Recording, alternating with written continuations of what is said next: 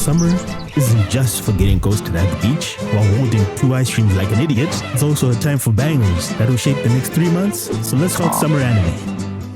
Let's start off with the top dogs, the big cojones of this season. Wait, doesn't cojones mean balls? Anyway, Dandadan Season 2 looks like it's promising more action than you know what to do with. At least there won't be a bunch of teenagers in underwear, right? Right? If you haven't watched Season 1, this is a show about teenagers fighting ghosts and aliens and feelings for each other. That sounds interesting, give it a go. My Dress Up Darling is coming for a 2nd season, and I didn't watch the first. Oh, brother! But I have heard really good things, so if you're like me, let's catch up together type shit. This is a romance show, for anyone who's wondering, and it's somewhat of a must-watch. Then we have Sakamoto Day Season 2. Things are supposed to get spicy. And no, not the 18 plus kind of spicy, but the guns and explosion type of spicy. A retired assassin known for being the best is being hunted down by other assassins with a bounty on his head. Yeah, that's the show. Yes. Okay. Bounty on his head. And Kaiju number 8, Season 2, otherwise known as Peak, is returning for a 2nd season and slap me on the butt. Yo, who wrote the script? Anyway, slap me on the butt if this sounds familiar, but there's going to be more action, more fighting, and more kaijus. I haven't watched a single episode. That's my bad, but it is good. Okay, I know what you're thinking. Yo, Marie, what the frick? You haven't watched these yet? And to that I say, shut your bitch ass up. Let's talk new shows coming this season. Okay, Lord of the Mysteries and the amount of glaze and hype this got before a single episode aired is actually crazy. Anyway, this is an isekai set in a Victorian world, and someone explained the plot to me. I didn't understand what they were saying, but this show has potential, and I hope it's not just another hype beast that underachieves. It's entirely possible. From what I can tell, Onganaki is going to be hit or miss. The story follows Tsuyoshi, who has only blood in his veins, but here's where things get interesting. He is set out for revenge for his father, who got unalived by the creepy guy in the trailer. Not like I've heard that plot before. Let's get original. Kill his dog or something. Wait, I just remembered. In that case, murk his uncle or something. Anyway, this is an action anime with a little bit of story sprinkled in. You know, just a little bit. Then we have Gachiakuta. I don't know, however you pronounce this show. Gachiakuta. Anyway, what's better than one revenge plot? You guessed it, 2 revenge plots. But this one looks good.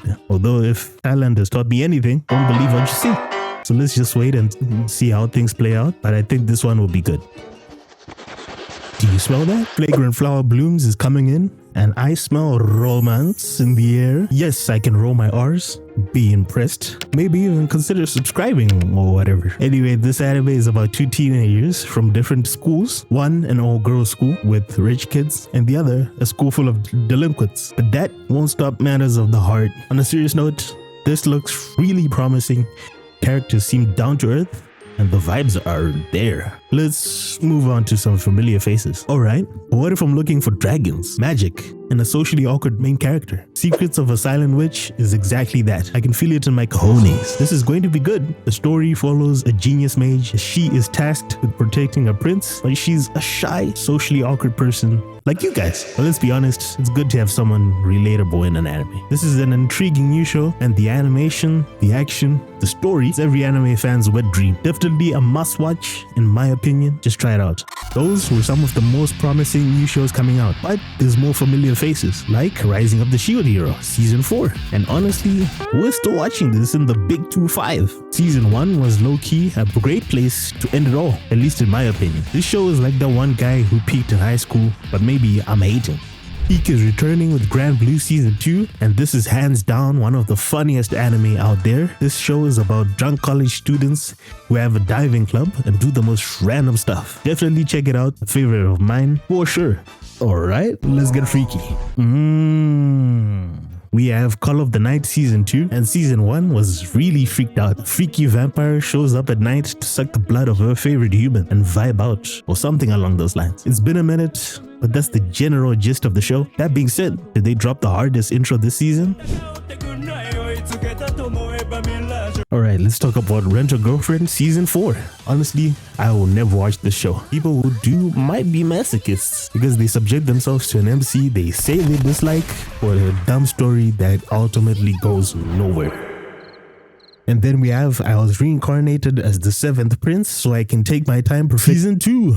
And although the name sucks, I have to confess, I'm a degenerate who likes trashy isekai with OP main characters. I just do. Sue me. Anyway, we have a second season, one of the most over-the-top characters I know. Bro is obsessed with magic, but was born a peasant, so his magic is terrible. Dookie water, hot garbage. But bro was reincarnated with noble blood, a true breed. And now he's letting off magical nukes every week, and somehow it gets crazier and crazier. Me personally, I don't care what you think. I'm going to watch it. Sakun is on a generational run. Bro can't stop spawning isekai protagonists. Bro is literally the Michael Jordan of spawning isekai protagonists. I barely found any information on this next isekai, the Water Magician, but I think it's going to be worth checking out. Then we have The Summer Hikari Died, and we have been getting a lot of horror anime lately. This is the next one coming up. Honestly, I don't mess with horror anime, so you guys can watch it on your own. Alright, let's speed through the rest of these. We have a vending machine anime, and how this got a second season is honestly surprising. Then Apocalypse Bringer, with a name like that, this better be good. But the trailer had me thinking of Overlord, so I don't know, check it out. And then Hotel Inhumans, and it's just assassins in a hotel. Need I say more? Moving on to Cleovatis. And it's either going to be underrated or just trash. A hero and a demon king are forced to raise a baby that will save the world? I don't know, those are my deductions from the trailers. Then we have New Saga. A guy sees the world end and mystically goes back in time. Mad original. Dekin no Mugura. This is a show where supernatural meets comedy, and that's the best description I can give. This is probably a under the radar gem, but don't quote me on that one. Then we have a cat anime, and it's basically a cat pandemic. If a cat touches you, you turn into a cat. It's garbage.